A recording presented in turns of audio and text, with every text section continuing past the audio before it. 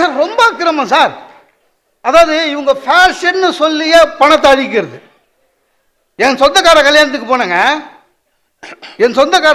போனேன் சார். உடை என்பது மானத்தை மறைப்பதற்கு, அதில் என்ன ஃபேஷனு?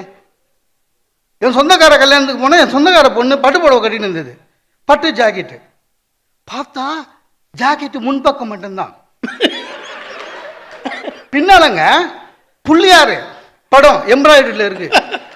நடுவில் ஓட்டையில முதுகு தெரியுது. ஆனா புள்ளியார் அழகா இருந்தாரு. புள்ளியார் பார்த்த சந்தோஷத்துல நான் என்ன பண்ணேன், தலையில கூட்டின்னு டோப்பு கண்ணம் போட்டு